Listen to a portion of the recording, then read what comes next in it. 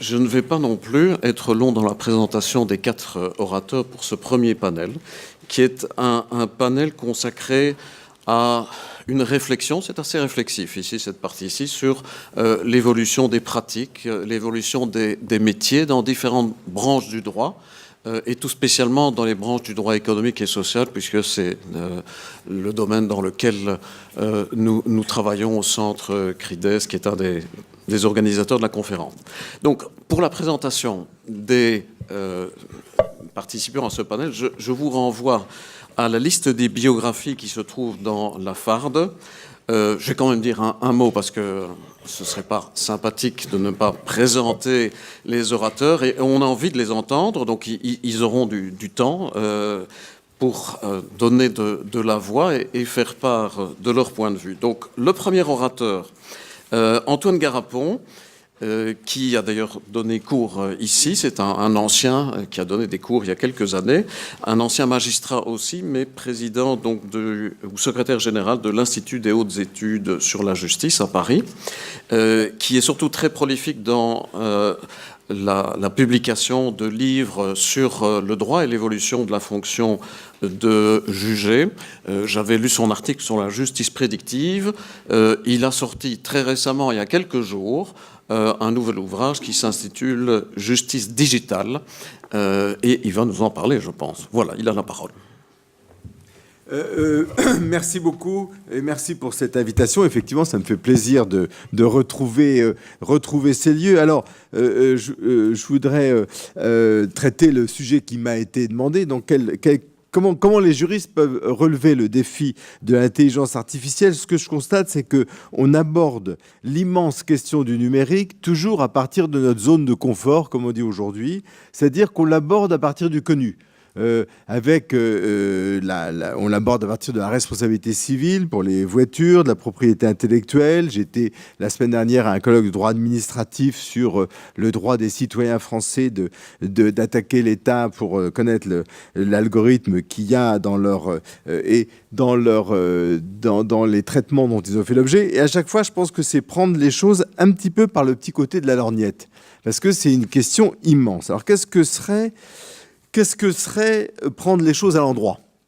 Pour prendre les choses à l'endroit, c'est ce qu'on a fait avec Jean Lassec dans notre livre, c'est qu'il faut commencer par identifier le numérique, ce qui nous a pris d'ailleurs pas mal d'énergie et de place, parce que le numérique, c'est une révolution dans l'écriture, c'est une révolution graphique.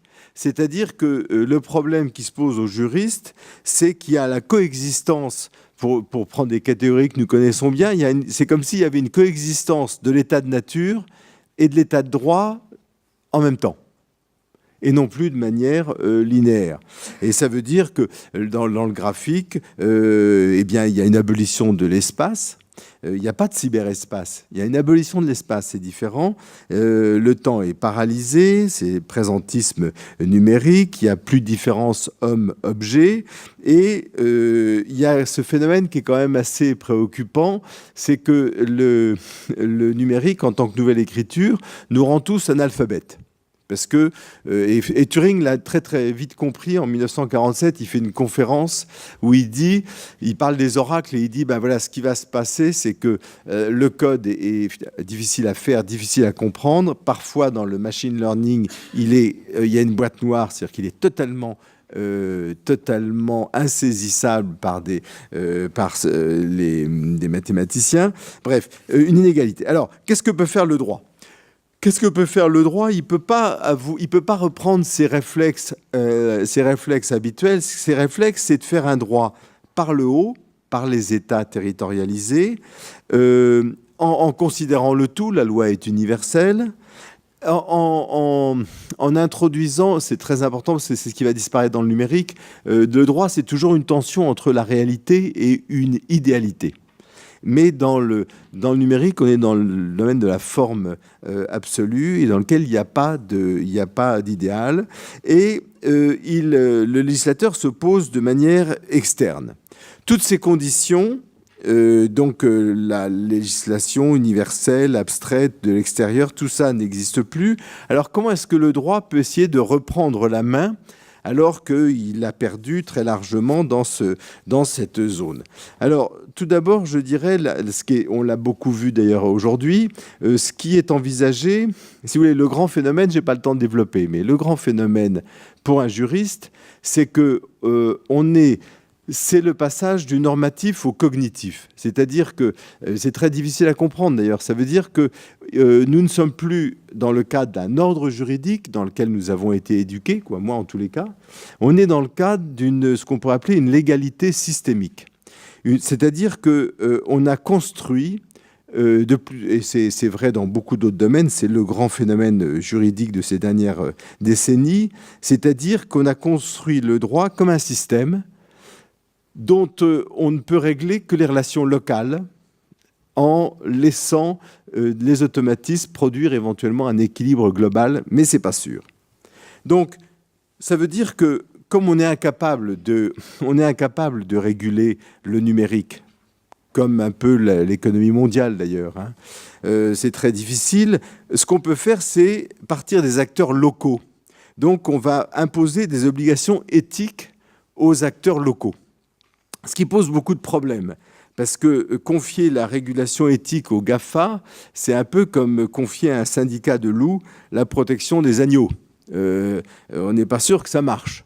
Et puis, pourquoi ça ne va pas marcher? Parce qu'ils sont dans un rapport de concurrence, et ça c'est très important, c'est-à-dire que le rapport de concurrence fait que, pour des raisons encore une fois, qu'on peut expliquer, parce que la concurrence, ça fonctionne comme un transcendantal existentiel, c'est-à-dire c'est la condition même de l'existence, c'est que quand il faut arbitrer, une entreprise choisira toujours son existence contre sa non-existence, elle choisira toujours ses intérêts contre l'éthique, et c'est à peine de disparaître. Et puis surtout, il y a un court-circuit dans l'espace. C'est-à-dire que, si vous voulez, le problème, c'est que de tout ce dont on a parlé, des voitures, du GDPR, etc., ça marche pour des zones minoritaires, en fait, géographiquement minoritaires du numérique. Et si vous voulez, on parle, je suis frappé, j'attire votre attention sur le fait qu'on parle beaucoup des GAFA, on ne parle jamais des Chinois. C'est un véritable problème. En France, on est en train de passer une loi très discutée et qui, a priori, me convient tout à fait, de limitation des fichiers par l'État français. Le seul problème, c'est qu'on se prive de fichiers importants, voire indispensables pour notre sécurité, et que ces fichiers, le Parti communiste chinois les a. Il a des données biométriques sur nous beaucoup plus fines que nos propres États européens ont. Ça pose des problèmes, et ça pose le problème et c'est un problème qui est lié, encore une fois, à l'espace. Facebook dit « je vais respecter les normes européennes » que pour Facebook européen. Les 2/3, ou les 3/4 même, je crois, de Facebook, ne respectera pas. Donc, vous voyez qu'à chaque fois, la législation, quand on passe par les acteurs, ça pose beaucoup de problèmes. Alors, l'autre idée, c'est de mettre, c'est l'éthique by design, c'est-à-dire de mettre l'éthique dans le système lui-même. Alors, ça pose d'autres problèmes. Qu'est-ce qui va vérifier ces algorithmes? En réalité, c'est extraordinairement complexe et en fait, il n'y a pas grand monde qui est capable de contrôler des algorithmes. Et tant qu'on n'aura pas des commissaires nationaux publics aux algorithmes travaillant exclusivement pour l'État et suffisamment payés pour ne pas être achetés par Google, ça ne marchera pas. On ne contrôlera pas les algorithmes. Et puis, que faire des systèmes auto-apprenants qui créent une boîte noire qu'on ne peut évaluer que par le résultat? Bon. Alors, deuxième piste de réflexion, c'est de réfléchir sur ce qu'on voit d'ailleurs se mettre en place, c'est ce qu'on pourrait appeler le gouvernement indirect. Dans un état de nature comme celui que crée la mondialisation numérique, en fait, ce qui est très important, et les juristes n'aiment pas beaucoup en parler parce que c'est un peu politiquement incorrect, mais en fait c'est absolument indispensable, c'est le rapport de force, c'est le market power. Pourquoi l'arrêt Schrems de la CJUE? Parce que, pour des raisons économiques, les GAFA ne peuvent doivent s'équilibrer sur le marché européen, parce que le marché américain n'est pas mature pour eux, et que les marchés russes, chinois et indiens leur sont très largement inaccessibles. Et donc, on est respecté. Comment ont fait les Américains pour imposer un certain nombre de normes? Ils l'ont fait en utilisant leur market power, c'est-à-dire en disant si vous ne respectez pas, vous ne venez pas sur le marché américain. Et comme tout le monde a envie d'aller sur le marché américain, on respecte.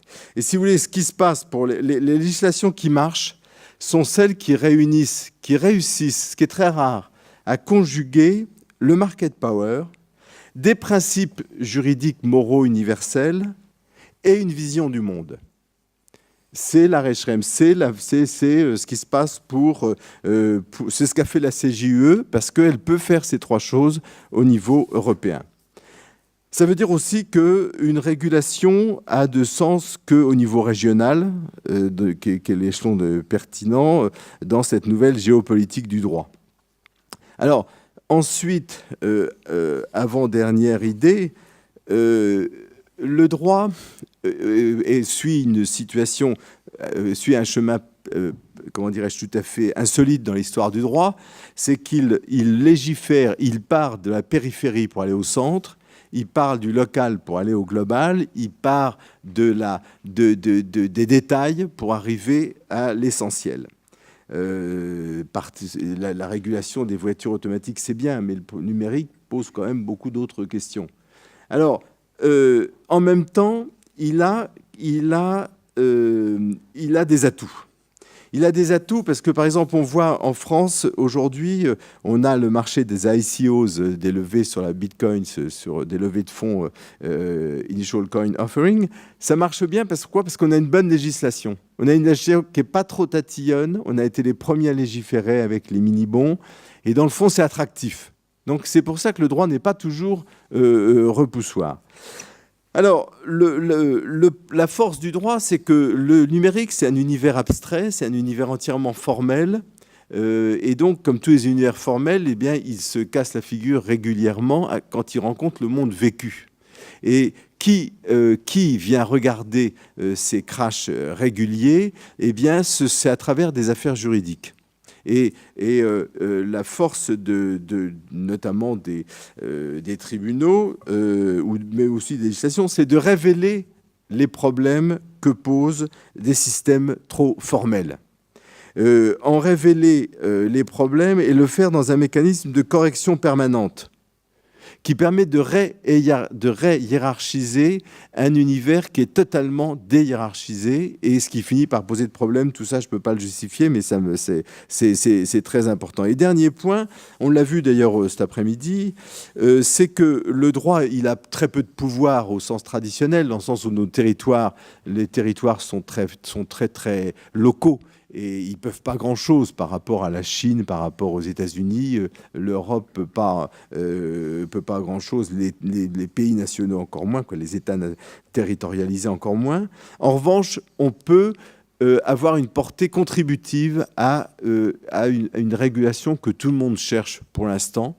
C'est ce que les Américains appellent l'autorité persuasive. C'est-à-dire que le droit n'a pas pour but à réguler, à réglementer. Il a pour but de contribuer c'était tout à fait visible dans l'affaire de la propriété industrielle. C'est-à-dire que ce qu'on offre, c'est des idées suggestives qui vont inspirer, pour trouver des solutions, inspirer les acteurs du net. Donc voilà, la cause n'est pas totalement désespérée. Merci.